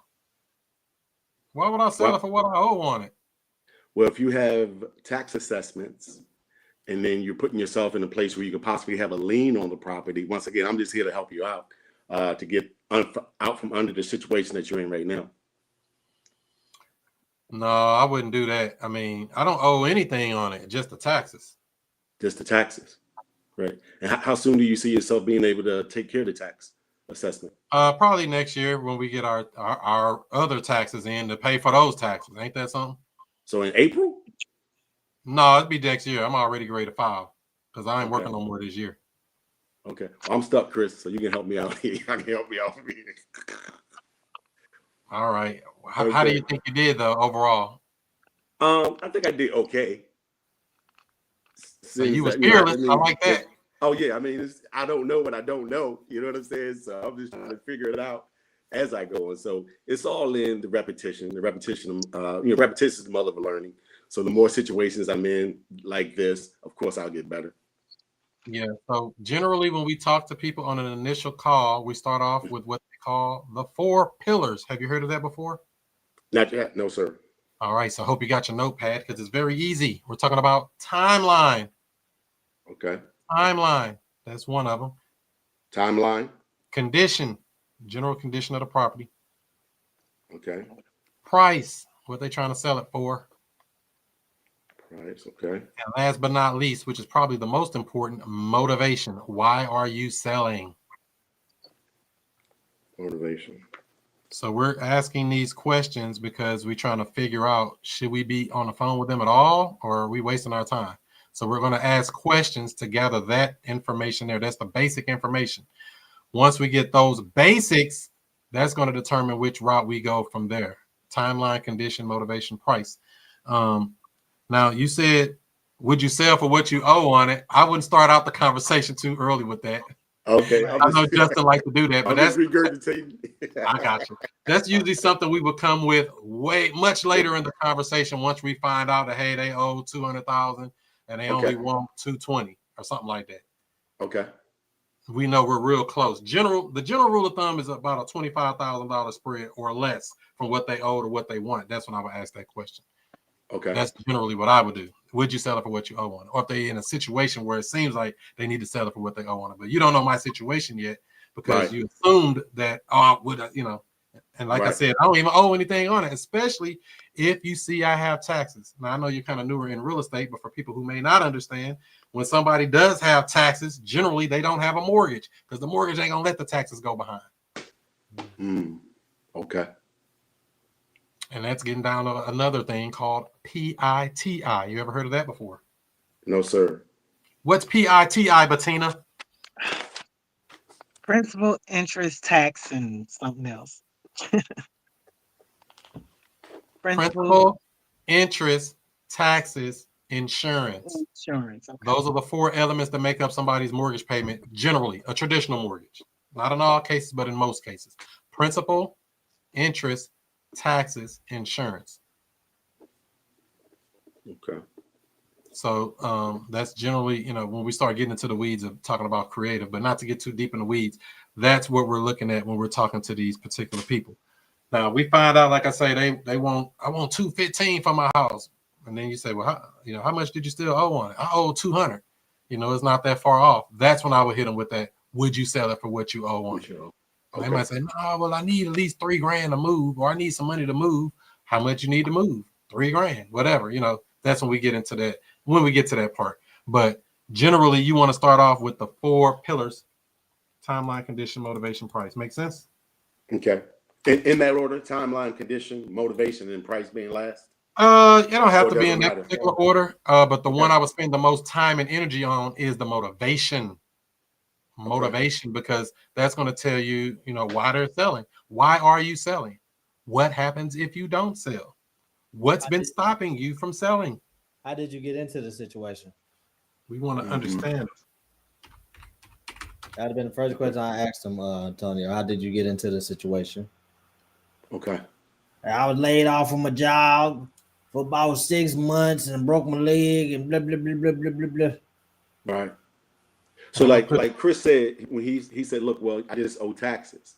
So in that situation, I guess I would know what the assessment would be because I've gone down to the assessment office. So they will let me know what the taxes are, right? Well, the thing is, we don't know if that's their problem. See, you're going in assuming something. You state what you started with, yes, but figure out, hey, would you even consider selling this house? Right. Before I even get into all that other stuff, would you even consider selling it? Okay. If you don't want to sell it, this whole phone call, what are we talking about? Evidently, if he called you back, you probably want to know something. Right. He called you back for whatever reason. So that's why we just try to ask good questions versus assuming stuff. I try not to go into any deal like I know. Even if I know they back on taxes, I know they got an auction in 2 weeks. I know all this stuff. I don't necessarily bring it up until I have to. If they call my bluff, like, hey, what made you think I want to sell? Well, it looks like you're on the auction list here coming up in 2 weeks. Did you do anything to stop the auction yet? Now it's on spot. Okay. You see what I'm saying? So it just depends on the situation. I try not to assume a lot of stuff, though. But I just put in a little link on the side chat there. They got this on there so you can take a look at it. If you see it on a little private chat side on here. That little link that'll give you these questions here. And these are just some questions that kind of help you so you never really stuck. Got it. So that's what we kind of go with there to try to make so you're never on the phone with somebody like, man, what should I be saying? We need to be asking, we didn't get the 4 pillars yet. We need to be talking about that. What's going on? And, not to make it too complex, I always like to also be a person. How's your day going? Don't forget to be a person between all of this. It don't have to be all about beat them up about the house, beat them up about this. Be a good person. Right, Bettina? Right. Have empathy with them. Some of them are going through a thing. Remember the one you and I went to, Chris? That lady had a black eye, a messed up leg, and she was going through some things. But you know what? That son of hers was helping her catch up on something, somewhere, somehow. Was she back? Did she get back on the foreclosure list? Do you know? I'm not sure. I haven't even been looking. It's been a lot of them hitting, and I've been really slacking lately. I haven't even been hitting people up, to be honest. She was over there with Ike Turner. That part. Yes, she was. So, she was just a hot mess, but she saved it somehow. I guess with her son. I wish I would have knocked on her door. Oh, no, you don't. You know what, Justin? It took everything in me to refrain from kind of chuckling because it was kind of funny. I wasn't. The way she was, I was there to whoop something. Man. But she was, she was happy with it, and she was laughing too. So, but I tried to refrain from laughing because that just. Be nice. Tell your husband step outside real quick. Let me talk to him. He whooping on. No, I don't think she had him on there with her or something. You think the son was whooping on her? Somebody was whooping that tail. Somebody was kicking that tail. Whoever in this house that's a male, I need them to step out to the house. Let me talk to y'all here on the street right quick. Right. Step out to the curb. Surprise she asked the door. She had a little dog, but he wasn't no help. Freaking they dick. Oh. He was all cool. He said, I'm gonna sit right here and watch y'all. Watch me watch y'all. Somebody calling you, Bettina.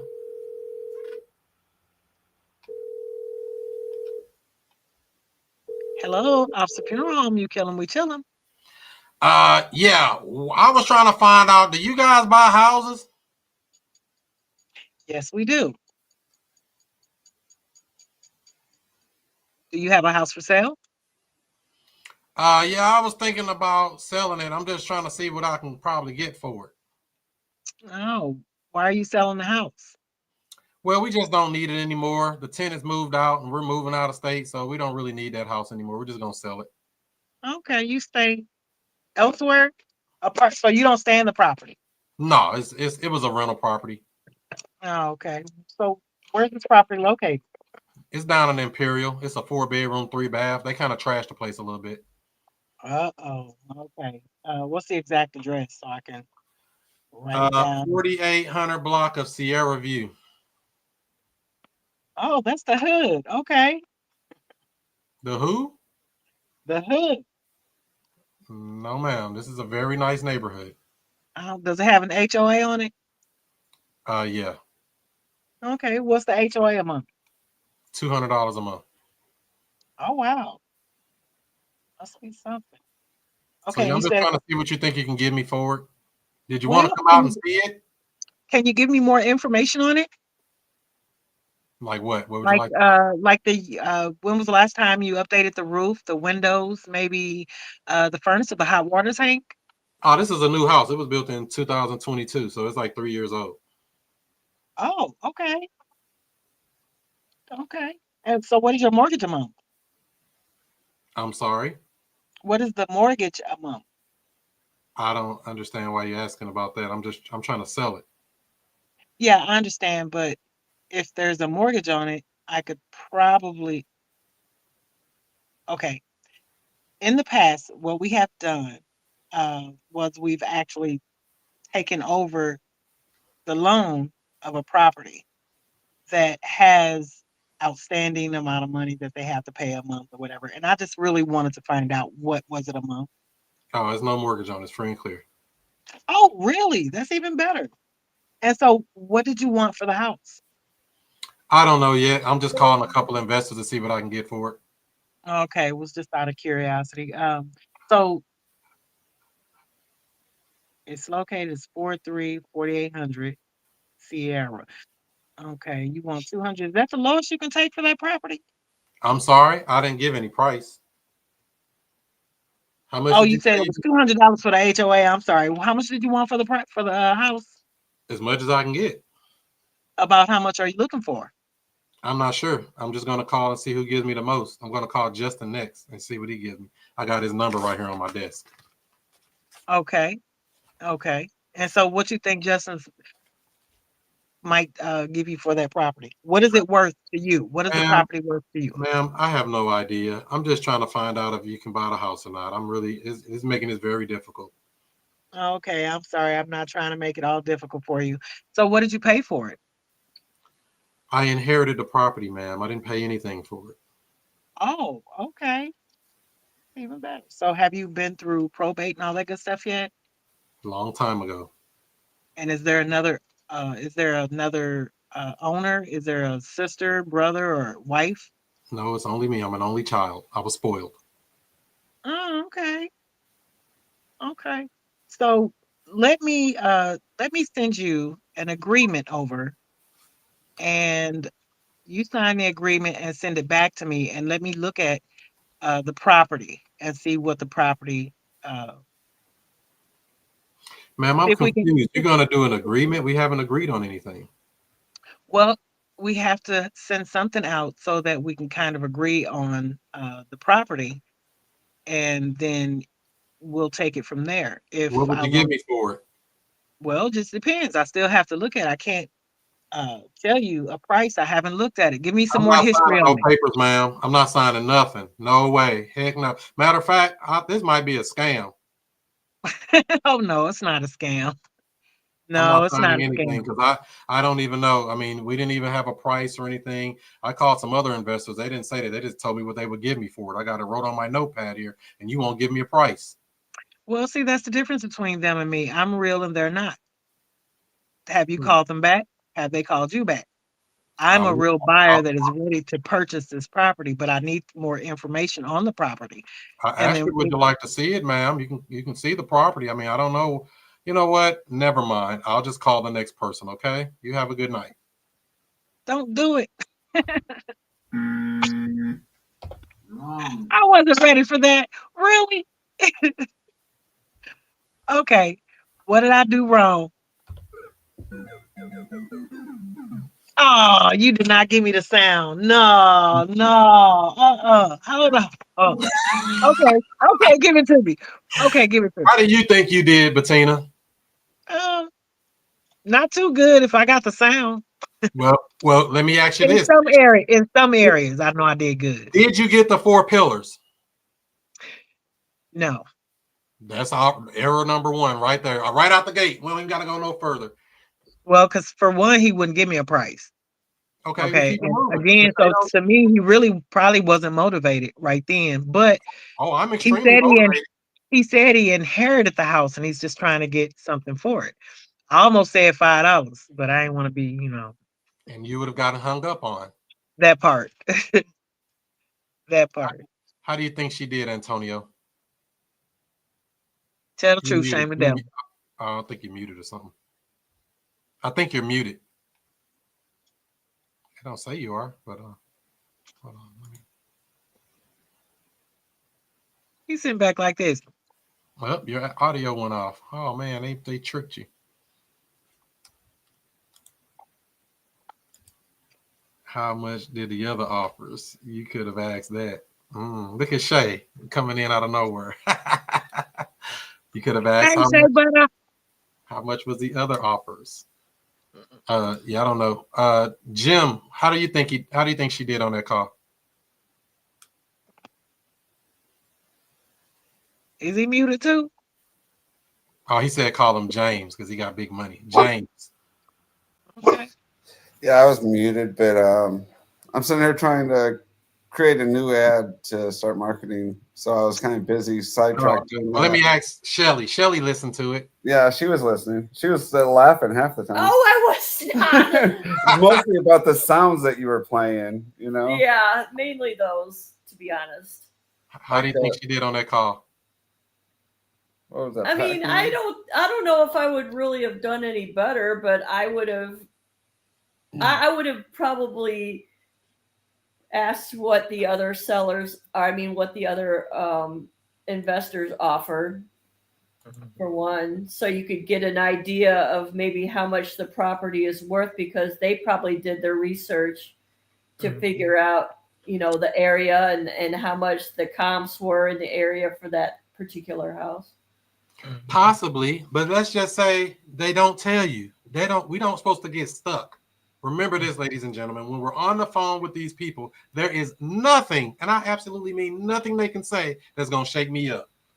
Even if they don't give me the price, even if they a-hole, whatever they are, they're never going to get me out of my frame. I'm sticking to my same script. Hey, are you looking to sell it? What would you sell it for? I mean, if you just can make up a number in a good day, what would you take for the house? Well, why are you selling it? Why don't you just keep it and rent it out? I have questions. The questions is going to tell us where we're going to go, not me trying to beat him up about that same thing. If he never answered it, just keep it moving. We don't have to stay stuck on price right there.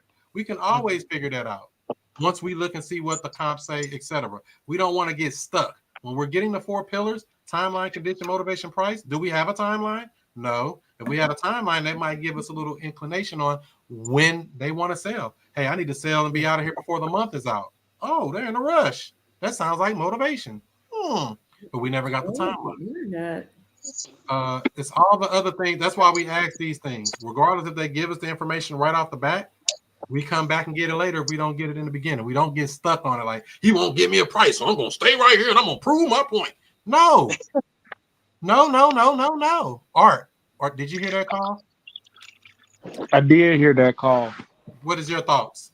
I know Art going to give it to me. Man, I will say, Bettina, you are better than what you were on previous calls. That's facts. So, it's good that you're making progress. You stayed in there, kept on asking. That's good. But I think you got to try to get some type of structure to your call, kind of know what you want to start out asking. It's always going to be about the 4 pillars. So if any call that you don't at least ask about the 4 pillars, you should, I ain't saying it's necessarily a fail, but that's the whole goal of all of this. If they're not going to tell you one of the pillars that you're asking about, just move on to the other ones, get what you can, and then double back later. They might not tell you now, but they might open up to you and say, hey man, I had these other people offer this, but I like you. You heard me out. If you can give me this is what I really do. Sometimes that type of stuff happens. So Just let the call flow and just focus on what you actually there to do. Don't let them direct the conversation. You stay in control by asking your questions. Okay. She who asks the questions is in control of the conversation. Remember that. When you ask the question, they're going to tell you which way we're going to deal with them. Now, if they dodge our question, we don't have to get all worked up, get our panties up in a wad. We just come on back later. Plus, here's another thing to remember too when we're on these initial calls. We don't have to close them on the first call.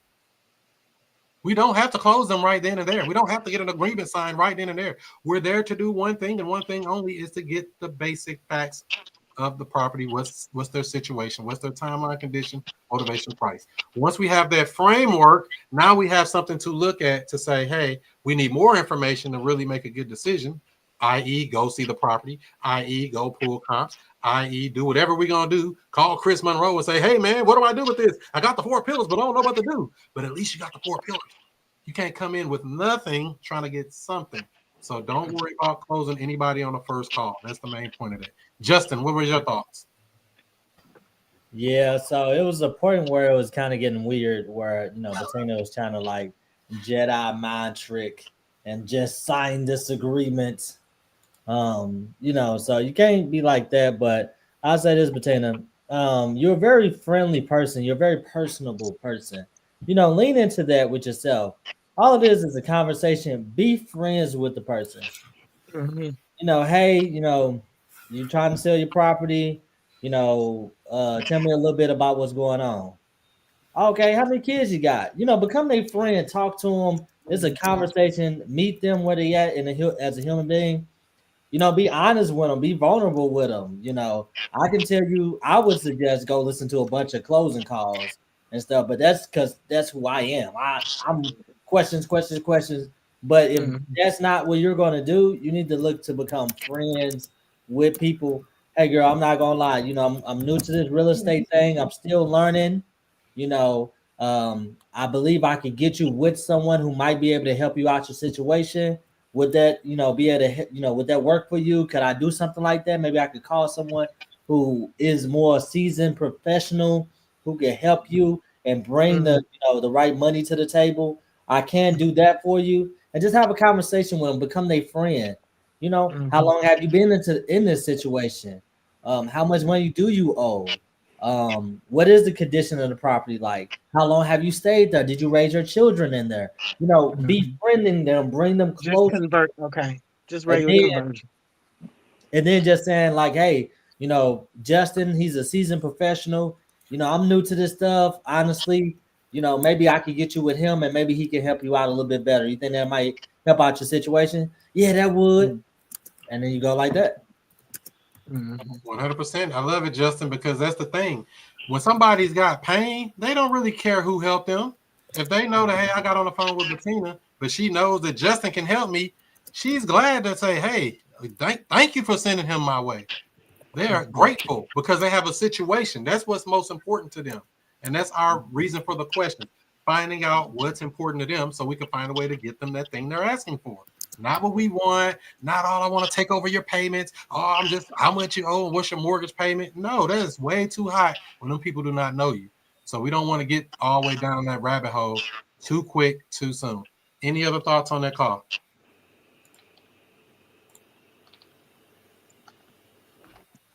Yeah, I'll just add Bettina, you're making a lot of good progress here lately. Doing a lot of things that can seem scary on these lives, and just keep on going and make sure you're taking back what you're learning here and implementing when you're talking to these leads during the week. Yeah, because I think you did good. Like you said, much better than what you did in the past. At least you went on in there. But remember, we going for the 4 pillars. All of that other creative, worrying about the contract and all that right now, I wouldn't be doing it at your point. Just get the facts. Get the information. I just did got lost because I wasn't logged in. Mute him. James all loud. Yeah, but what I'm saying is basically just do the 4 pillars: timeline, condition, motivation, price. All of that other stuff, we'll figure it out if one of the closers, if me or Justin get on there, or Art, or somebody that can close the deal, we'll get the rest of the information, but at least come to the plate with, hey, look, this is what I got so far. This is what they told me. I wasn't able to get a price out of them, but I did get this. I know they need to be out before the month is out. I know the house is vacant. I know that they need to sell. You know what I mean? The stuff we need to know. All the rest of that, we figure it out as closers, because nobody can bring me a lead that I'm going to get all the information from anyway, because I'm still going to ask more stuff. In fact, I might even ask some stuff you already asked them, because I want to make sure they're saying the same thing to you or to me what they were saying to you. Yeah, but then that's gonna be how you're gonna get your next one through the finish line. Is befriending them, getting all the information. Hey, I'm going to take this and I'm gonna give it to somebody who know a little bit better, who can help out your situation a little bit more. Do you mind if they give you a phone call, or do you mind if we give you a phone call? And just get get the 4 pillars. If you can't get the price, get the 3 pillars. Talk to them, befriend them. Hey, I'm gonna get you with someone who can help you, and then we'll get get you through the finish line and everything. Like that one guy with them 2 rehabs. Once I call him, once I get him on the phone, it's gonna be a wrap. He already said he want to sell. He gave you a price, get him under contract, and go from there. Run that play. So that's the name of the game. So don't overthink this stuff. It's just a person on the other end of the phone. Ain't nothing that man can say to me, a woman can say to me to shake me up. In fact, I prefer a seller that's a little mean. I don't even like them too nice, because them the ones that ghost you. How we find that out? I like them a little mean, like, because nobody else gonna want to deal with. Like, man, she's a B. I don't want to deal with her. I'm like, good, give her to me. I know what to do with her. We're gonna put her under contract. Don't worry, we'll figure it out. I like them a little mean. Any other thoughts on that call? Okay, well, all right, Bettina. What have you learned today, Bettina? Ooh, slow down and hit them 4 pillars first. Pain, price line. I mean, motivation, timeline, price, and condition. Condition. That's just a general condition. Of the property. Sorry about that. And that's just a general condition. We're not asking, for all the intricate details of every little thing on an initial call. Not necessarily. I really like to leave it open and let them tell me what's going on with it. Okay. Antonio, what did you learn today? If your mic is working. Nope, it ain't working. Wait, let's see if we can read lips. Let me put you out and put you back in. Does that do something? You might have to go out and come back in. I don't know. Is that something I did here?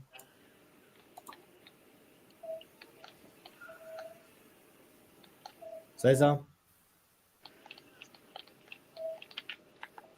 I think you went off to another screen or something on your phone, and it probably took your audio to that versus to this. Well, I'll come back in. That usually helps when it happens to me.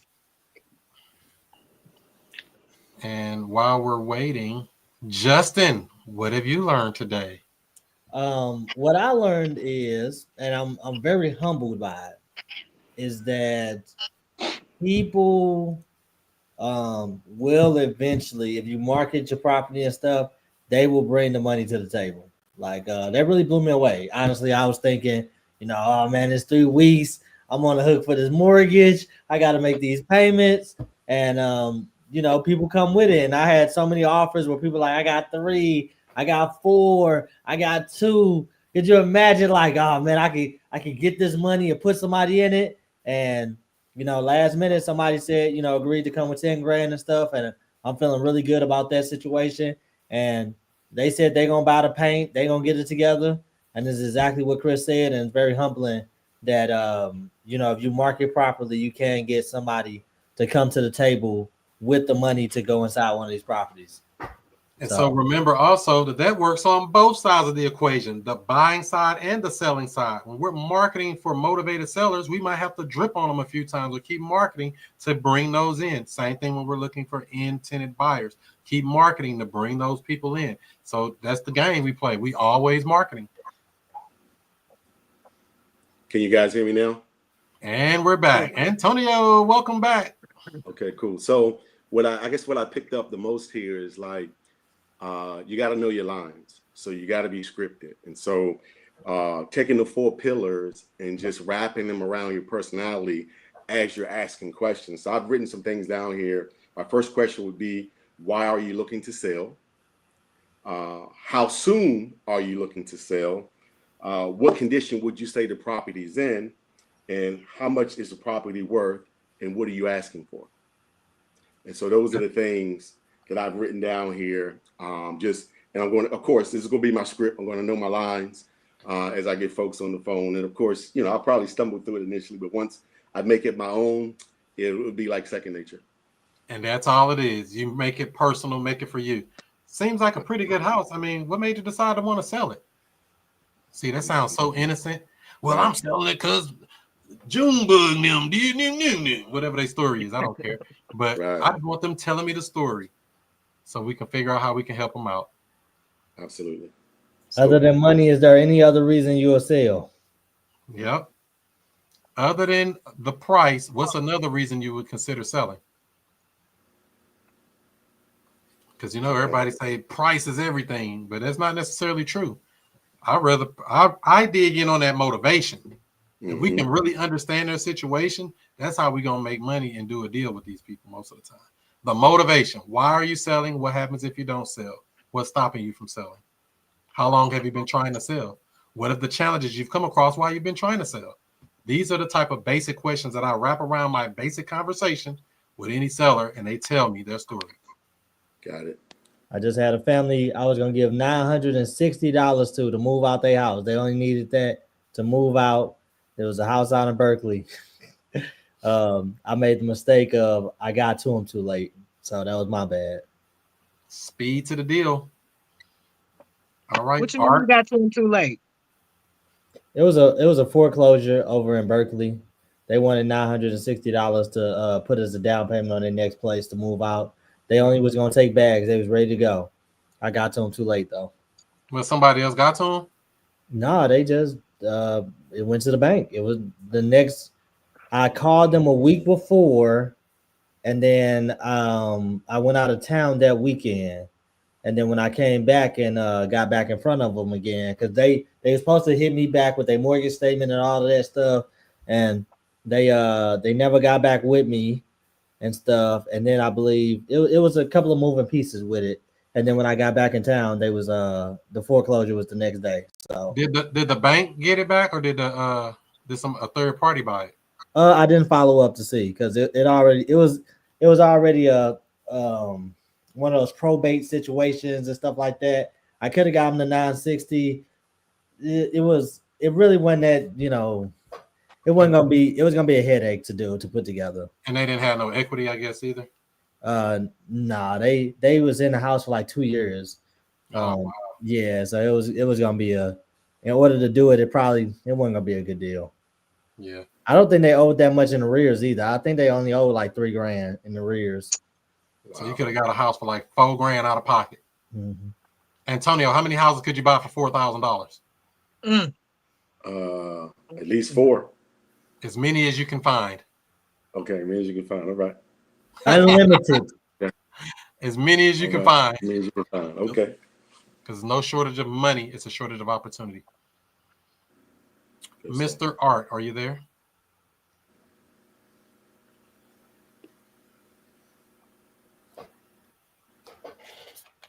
Uh-oh.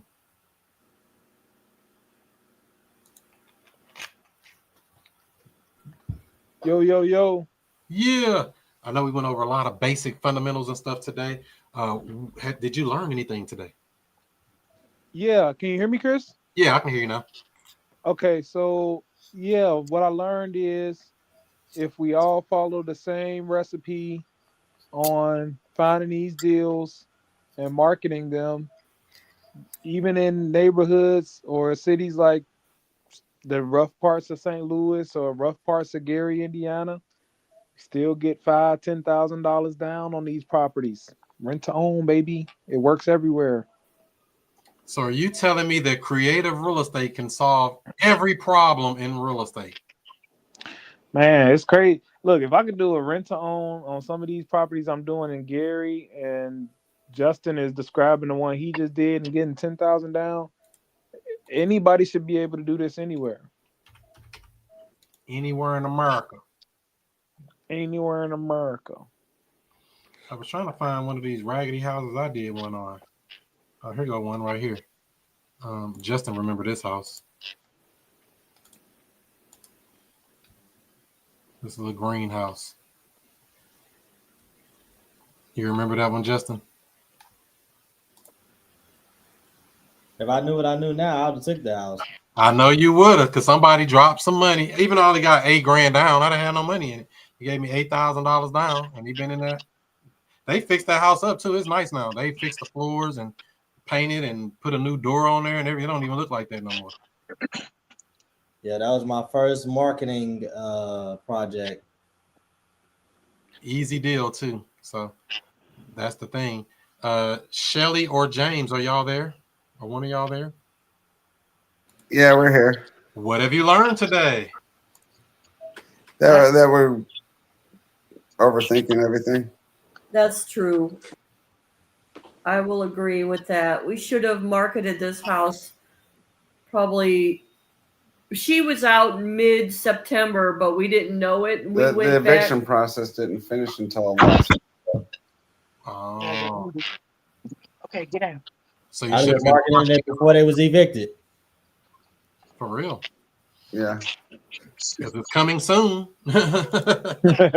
In real life. Me and Chris selling the house right now. Somebody here right now. So I posted in the chat there. What do you think of the that for a marketing ad? Lease purchase opportunity. Move in now. Buy later. Dreaming of owning a home. What's that? Some chat GPT stuff with all them emojis. Yeah. They tell them they stuff with the emoji. This beautiful ranch home in Huntington Glen. Who is Huntington Glen? Is that what that's called down there? It's the name of the subdivision. Oh, okay. I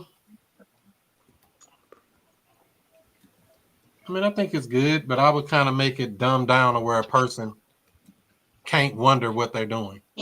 Like, make it like very, very, very, where like a person don't know nothing about lease purchase, don't know nothing about none of this stuff. Like, where they look at it, they say, "Oh, I understand that."